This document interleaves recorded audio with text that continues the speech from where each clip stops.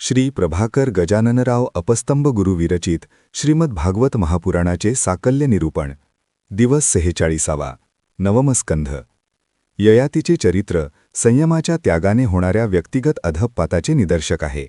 सर्व कर्मेंद्रियांना मनाच्या स्वाधीन केले म्हणजे वेदवेत्ता, धर्मज्ञ राजा, सम्राटही केविलवाणा वाटतो। इतके घडून गेल्यावर, पुरुच्या तारुण्याला वृद्धत्वाच्या वेदीवर हूत केल्यावर ययातीला स्वतःच्या अधःपाताची जाणीव झाली, पश्चाताप झाला। देवयानी पुढे त्याने स्पष्ट तो व्यक्त केला आणि वनात गेला। परीक्षिता, ययातीच्या प्रेमाला पात्र झालेल्या पुरुच्या वंशातच तुझा जन्म झाला आहे।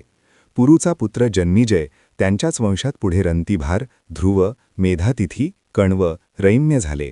या रैम्याचाच पुत्र दुष्यंत कण्व मुनींच्या आश्रमात हा एकदा शिकार करता करता पोहोचला। तिथे त्याला सुंदरी दिसली। तिला पाहताच दुष्यंत मोहित झाला। तिला म्हणाला, हे देवी, तू कोण आहेस? आम्हा पुरुवंशीयांची वृत्ती अधर्माकडे झुकत नाही। ज्या अर्थी मला तुझे आकर्षण वाटत आहे, त्या अर्थी तू कुणी क्षत्रिय कन्या असली पाहिजे। स्वधर्म पालन, तत्पर, सदाचारी, नेहमी सत्प्रवृत्तच असतात। त्यांच्याकडून असत वर्तनाची कदापि शक्यता नसते। ही सहज प्रवृत्ती आहे। याच्या विपरीत ती श्वानवृत्ती असते। असो, शकुंतलेने म्हटले, आपण बरोबर बोलत आहात। मी विश्वामित्र कन्या मेनकेच्या ठायी उत्पन्न झाले आणि महर्षी कण्वांनी मला सांभाळले। आपण इथे आला आहात, सांगा, मी आपली काय सेवा करू? शकुंतलेच्या विनंतीनुसार राजा दुष्यंत आश्रमात राहिला। तिथे अतिथीचा स्वीकार केला। गांधर्व पद्धतीने दुष्यंत शकुंतला यांचा विवाह झाला। त्यांच्या ठिकाणी उत्पन्न झालेला पुत्र भरत अत्यंत तेजस्वी, बलसंपन्न झाला। तो लहानपणीच सिंहांच्या छाव्याबरोबर खेळत असे। त्याच्या हातावर चक्र व पायावर कमलपुष्पाचे चिन्ह होते। पुढे त्याचा राज्याभिषेक झाला। भरताने पृथ्वीच्या पालनासह 133 यज्ञ केले। यज्ञामध्ये दानाचे श्रेष्ठत्व आहे, अर्थात एवढे प्रचंड दानही त्याने केले।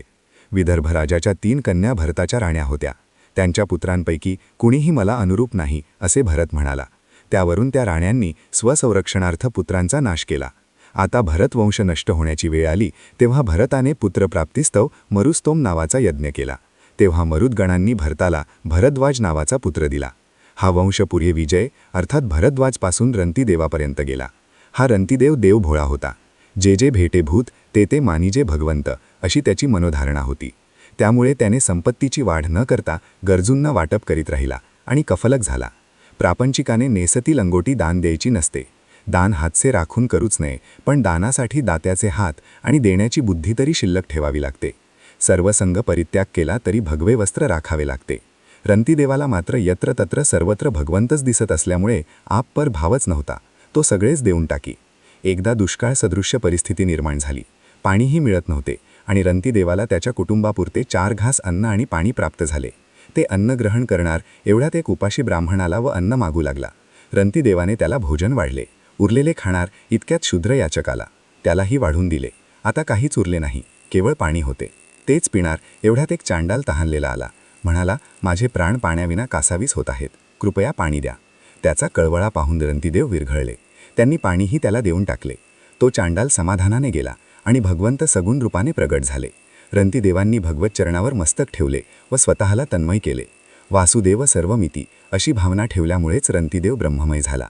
पुढे मुद्गल, यविनर, बृहदिषु, कंपिल्य आणि संजय असे 5 पुत्र 5 देशाचे राज्य करण्यास समर्थ असल्याने त्यांना पांचाल नाव पडले।